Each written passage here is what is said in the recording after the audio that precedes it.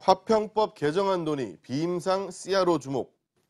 자, 최성원 대표, 무슨 내용인지 한번 짚어주시죠. 내용이 조금 길어서 어떤 내용인지 모를 수 있으니까요. 일단은 제가 지난번에도 한번 투자 전략에 한번 소개를 시켜드린 적이 있었는데요.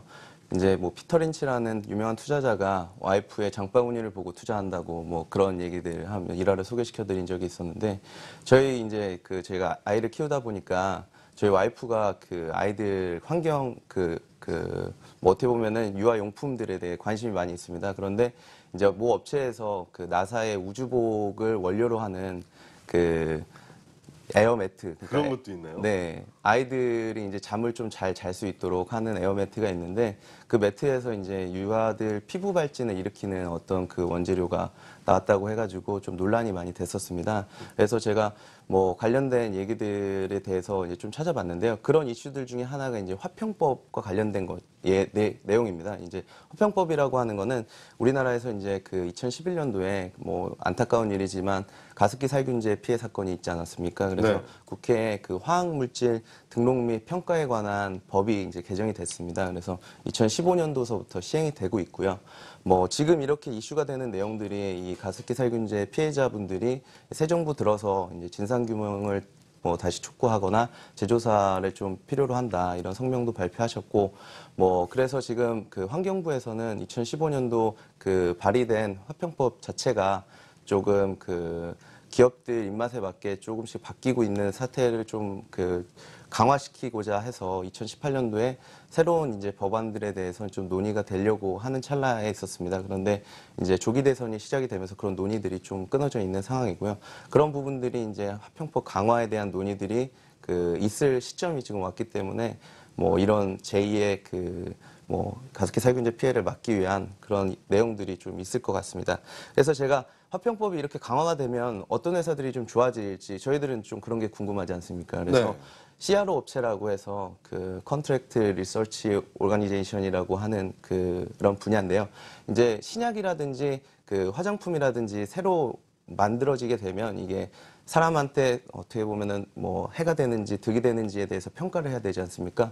그래서 요즘에 많은 신약 업체들이 이런 검사들을 본인의 회사들에서 직접 수행하는 게 아니라 외부 업체들, 이런 CRO 업체들한테 위탁을 하고 있습니다. 그래서 이런 업체들 시장이 좀 갈수록 확대가 되고 있는 상황이고요. 제가 이제 관련된 표를 한번 준비를 해봤는데요. 2016년도, 그러니까 지난해에 2016년도 우리나라의 CRO 시장을 보면은 한 1조 원 정도 되는 시장이 됩니다. 네. 그래서 CRO 시장은 임상 시장하고 비임상 시장하고 나눌 수가 있거든요. 근데 임상 시장 같은 경우에는 이제 사람에게 이제 어떤 효능하고 독성을 평가하는 시장이고요. 그 시장이 이제 한 6천억 정도 되는 시장입니다. 그리고 이제 비임상 시장이라고 해서 동물에게 투약하는 시장이 이제 한 4천억 정도 되는 시장입니다. 그래서 이 비임상 시장 중에서도 이제 효능을 평가하는 시장이 한 3분의 2 정도가 차지를 하게 되고요. 그리고 독성을 평가하는 시장이 한 3분의 1 정도가 차지를 하게 됩니다. 그래서 독성 평가 시장이 지금 한 1,200억 원 정도 시장을 형성하게 되고 네. 이 독성 평가 시장이 앞으로 화평법이 강화가 되게 되면 매년 이제 뭐 한 1,000억 원 정도가 더 추가가 되거든요. 그래서 네. 업계에서는 이 화학물질을 등록하는 그런 비용들이 2023년도 그러니까 앞으로 7년 동안 한 1조 원 정도에 달할 것으로 이렇게 전망들을 하고 있습니다. 이게 보면 업계에서는 화학물질 업체들이 이런 법안이 강화가 되게 되면서 비용이 좀 많이 증가한다고 해서 좀 과대 계상된 면이 없지 않지만 앞으로 이 시장이 독성평가 시장이 커진다는 것은 뭐 그쵸, 뭐 확실하게 작아질 시장은 절대 아닐 것 같습니다. 네, 저희가 지금 화학물질들을 많이 활용을 하고 있는데 그 원료가 인체에 뭐 유해한지에 대해서 평가하는 그런 거기 때문에 네. 앞으로 이 시장은 꾸준히 성장할 것으로 보고 있습니다.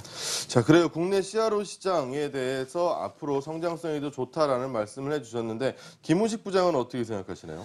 예, 사실 뭐 여러 큰 업종이나 그런 쪽에서 이제 사실 규제는 요즘 많이 타파하려고 합니다만은 뭐 사실 요건 약간 규제의 느낌이죠. 근데 그쵸. 이제 이 안전과 관련해서는 사실 타협을 하면 안 될 것 같습니다. 이건 어쩔 수 없어요. 해서 안전을 감안한다 그러면은 이 독성평가 시장 같은 경우는 당연히 클 수밖에 없습니다. 그래서 관련 기업들 우리가 틈새에서 또 좋은 테마가 되지 않을까 저는 그렇게 생각하고 있습니다.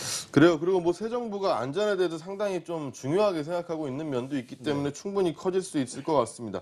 자, 그러면 관심 종목 좀 짚어보도록 할 텐데 어떤 기업들이 만약에 그런 시장이 더 커진다면 수혜를 좀 받을 수가 있을까요? 지금 비임상 CRO 시장에 참여하고 있는 플레이어들이 뭐 정부에서 하고 있는 안전 업체가 있고요. 그리고 국내에서는 민간 업체로는 캐몬 그리고 바이오톡스텍이라는 회사들이 있습니다. 아직까지 좀 영세하다고 볼 수 있습니다. 말씀드린 것 같이 이제 비임상 시장 중에서도 독성평가 시장이 한 1,200억 정도, 연간에 1,200억 정도 시장밖에 안 되고, 그중에 우리나라의 업체들이 한 그중에 절반 정도, 한 50% 정도를 차지하고 있기 때문에 연간에 한 600억 정도 시장이라고 보시면 될 것 같은데, 이제 그래서 캐몬이라든지 바이오톡스텍의 매출액이 연간 한 200억 정도 수준입니다. 그래서 두 업체가 1, 2위를 다투고 있는 상황이고요.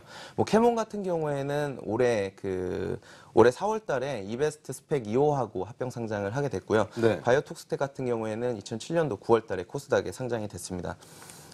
두 회사 모두 이제 제약이라든지 화장품 신규 제품이 출시가 되면서 성장하고 있는 그런 시장에 있다고 말씀드릴 수 있겠고요. 이렇게 화평법이 강화되거나 화평법이 또 이제 시행되는 등록 일자에 따라서 2018년도 6월 달까지 뭐 500여 종의 화학물질 등록을 해야 되거든요. 그래서 그런 시기가 임박했기 때문에 올해서부터는 시장 성장에 따라서 수혜를 많이 볼 수 있는 그런 업종이다라고 보실 수 있겠습니다. 이 CRO 업체들이 말이죠. 네.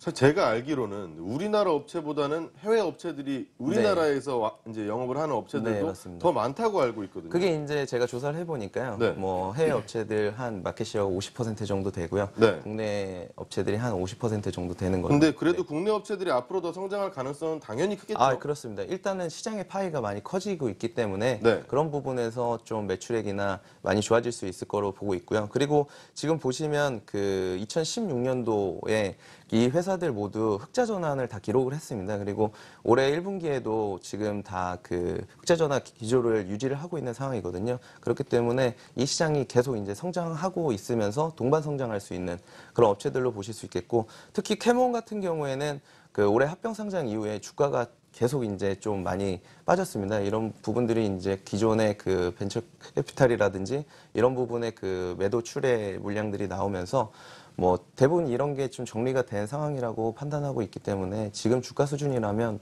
뭐 충분히 투자 유망하지 않나 이렇게 보고 있습니다. 네.